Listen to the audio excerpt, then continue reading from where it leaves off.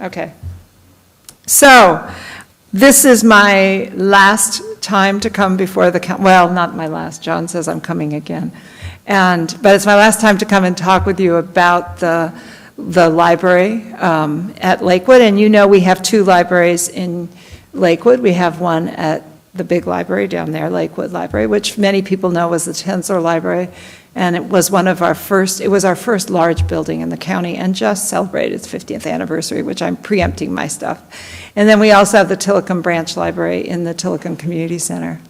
So the library system has for years been connecting communities, creating learning opportunities for the community, and enriching your lives.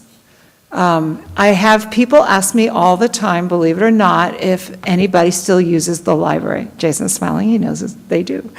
He knows the answer. So this is my very favorite chart in the world because, as you notice, the attendance at the Pierce County Libraries exceeds the Mariners.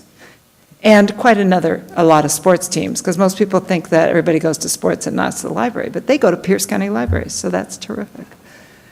We had not only 2.4 million visits, so that's people walking through the door, but we also have people visit us virtually, online. So 2.4 million people came and visited our resources online.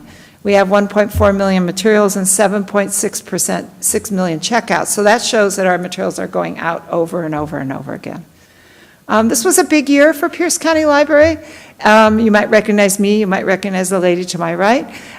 Pierce County Library System received the National Medal for Museum and Library Service. And this medal is awarded to libraries for outstanding service to the community and excellence in their above and beyond outreach. And we were very proud to receive this. We also are the first library in the state of Washington to have received this award. The woman to my left, well, actually in the left of the picture, to my right, the woman to the left you know, is a woman named Jo Cruz. She's a family child care provider. And when the award is given, they give you the award telling the story of someone's life who was affected by the library. And she talks about how we helped her support her family child care program. The award was given in the White House. It was very nice. As a result, also StoryCorps came to the library and recorded 15 stories of people whose lives were impacted by the library. And this story by Storm Reyes, who was actually my executive assistant, was recorded and played on NPR. It's the first time a library story has been played on NPR. And it's really a very nice story about how the bookmobile came to her migrant farm camp and how she was amazed that she could use the library. And she went on to work for the library for 35 years and be my executive assistant, and it was great. That's her son with her. We also happened to get a lot of other awards this year. That picture there is for the Paul G. Allen Family Foundation Creative Leadership Award.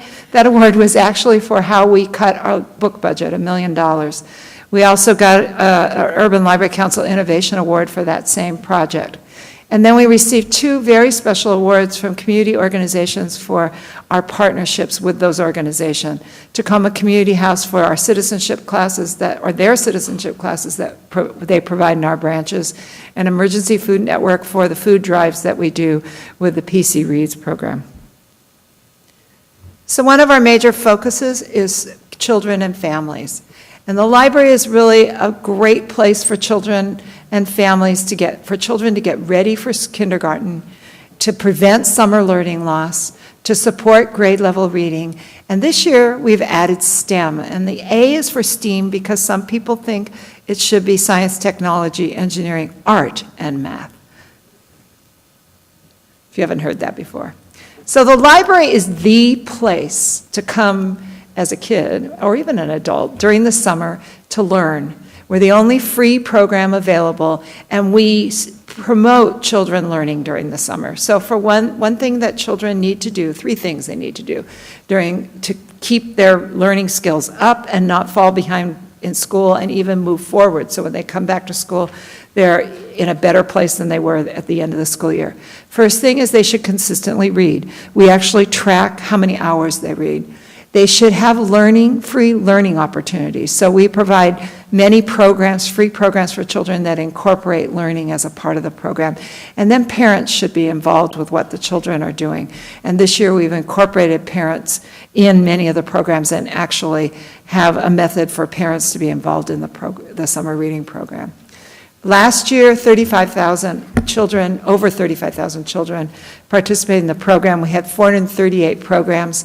The attendance has more than doubled since 2007.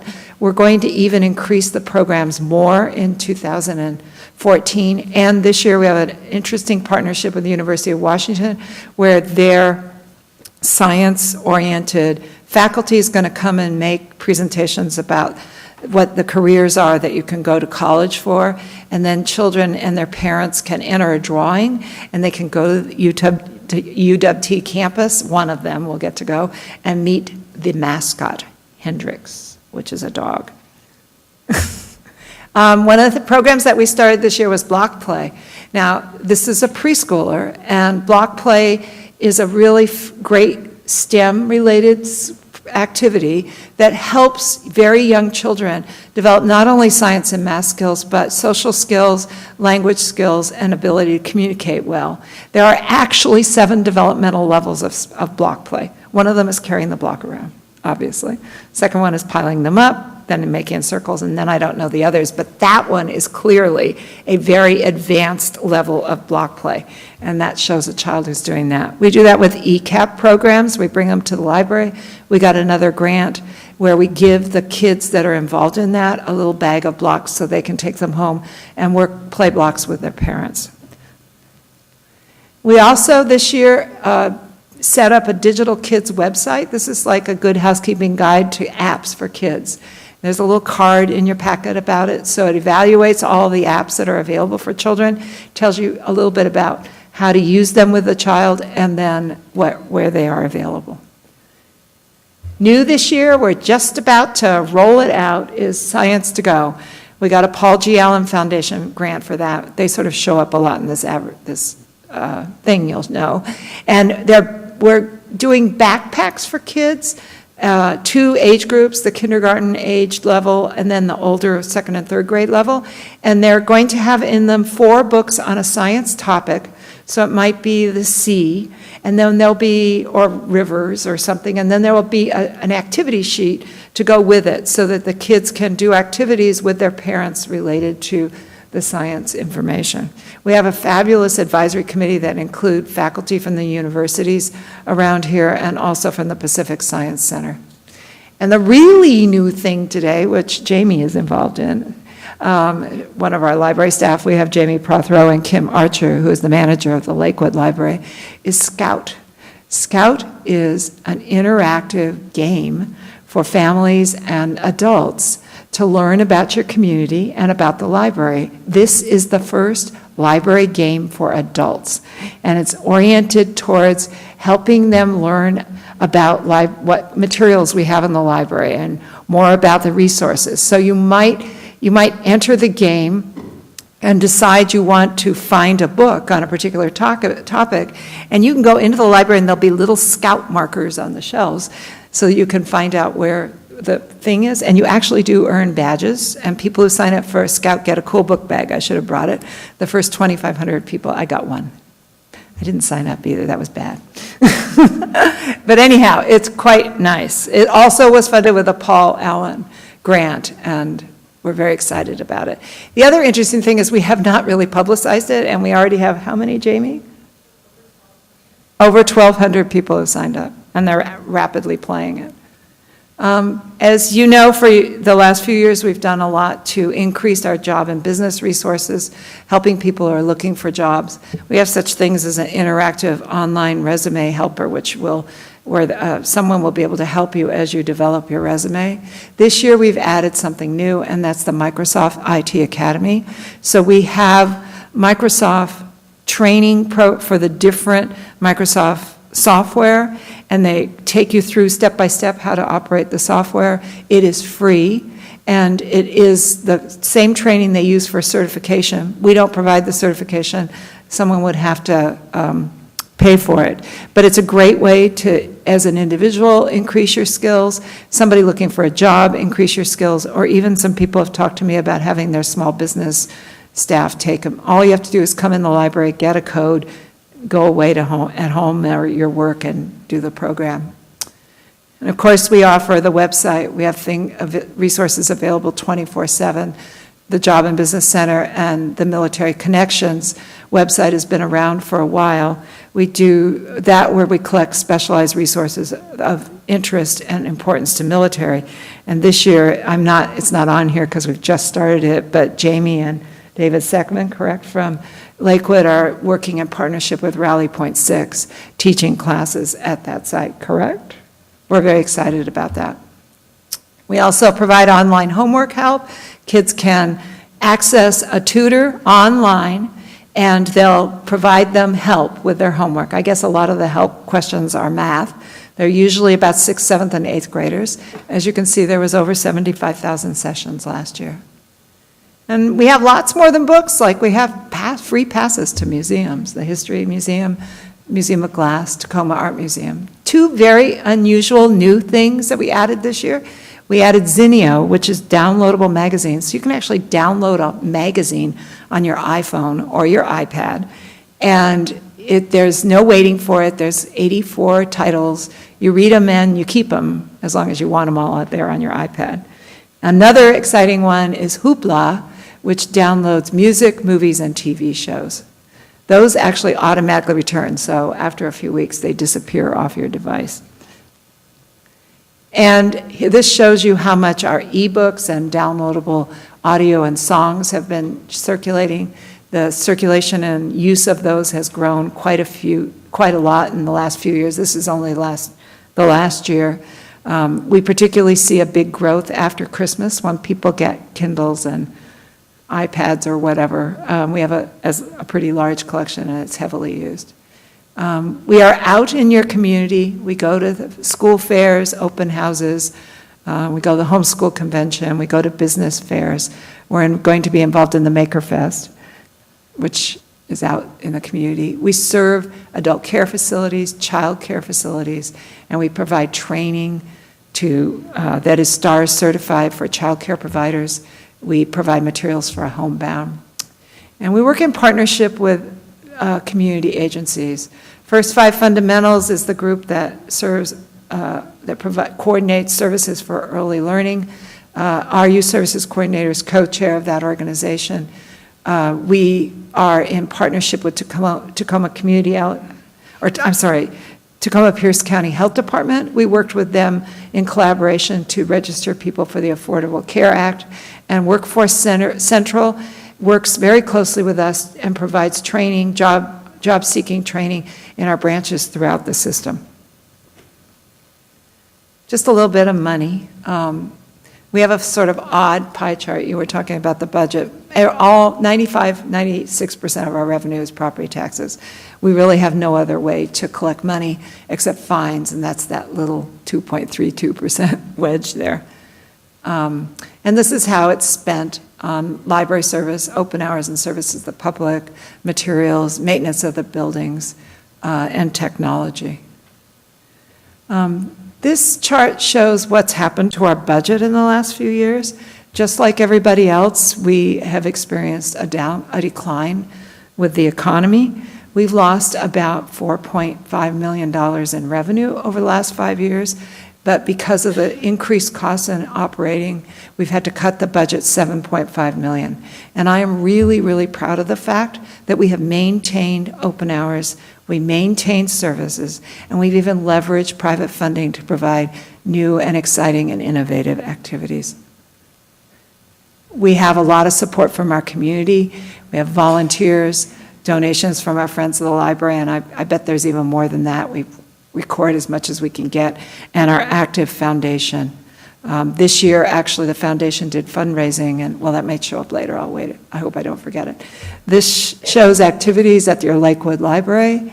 You had 285,000 visits. There's your materials, and your card holders are 27,000, and checkouts 565.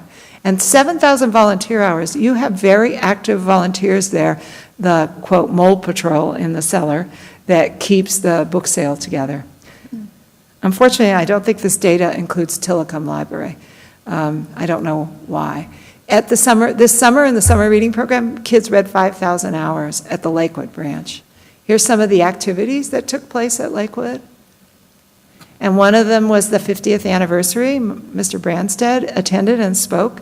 We had a long bunch of activities that day, and that band was a sort of Beatles replica because it was a theme of remembering what it was like in 1963. Here's the attendance at Lakewood events for both youth and for adults. And I think the thing you should pay attention to there is how many activities the library participated in outside of the building, 74 events. They went to classes, they participated in fairs. I think that's a good comment. So here's what the Friends of the Lakewood Library support both the Lakewood Library and the Tillicum Library. And so now here's the big number that's bigger than the one I showed you.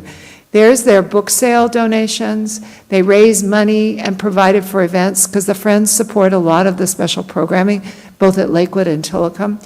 And then it shows you for both 2012 and 2013. They gave about $19,000 in donations to Lakewood and $1,400 to Tillicum.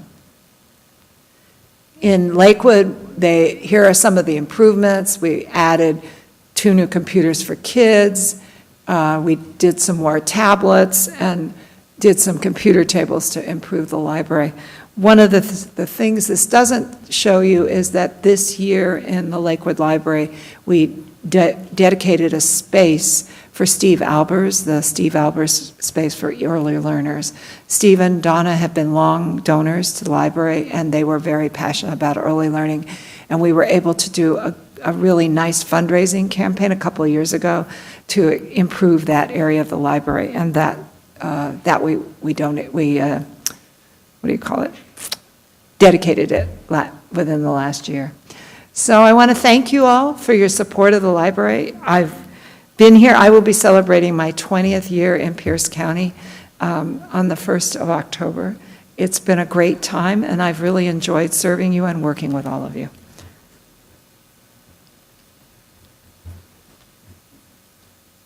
Well, Neel, thank you very much. And if members of the council have any questions for you, we'll certainly invite you to stay for a few minutes. Mr. Branstad, did you have questions about whether or not you wanted to be included in the Beatles repertoire there during your presentation? I don't really resemble that activity, but I would say that I really did appreciate being invited to come and have some remarks at the 50th anniversary, and to learn something about the history of how our library and the building in Lakewood came to be, and the history of the log. Yes. which I think is the building may change, but wherever the library is, that log is going to be there. Yes, the log will be there. Remember that, everybody out here. Actually, one of the most interesting things about that event was a woman who was married to a Tensler and talked a little bit about the family, and there were pictures and an exhibit that showed the log with bathing beauties in front of it and ladders and things like that. So it was kind of interesting to hear the history. Mr. Simpson? I just wanted to thank you for the hard work that you've done.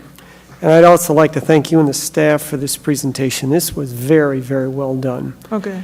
And then I'd like to speak to you a little more on a personal level. And as I do appreciate the adding of the A to the STEM concept, as one who teaches history at a college, I do appreciate that very much, because I do believe that the arts, whether they're the humanities, social science, etc., are just as important as our mathematics and science.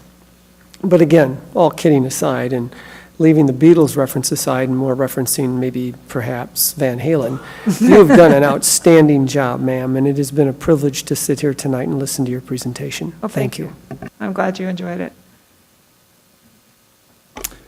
Well, thank you for 20 years well spent here in Pierce County, serving all of us. We really appreciate that. Okay. I think the first time I had the opportunity to hear you speak, you presented visions from the master Right, the facility. planning effort, right? Yeah. And so is there any new developments long-term You from a know, space planning standpoint? That you'd It like to was share? my dream to pass a bond before I retired.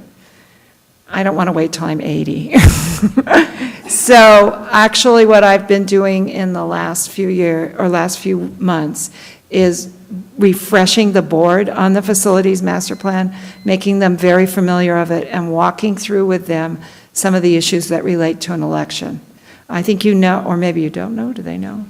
That your city manager has agreed, and we're honored to have him serve on the screening committee. We're doing a nationwide search. They're going to decide sometime this week what finalists there are.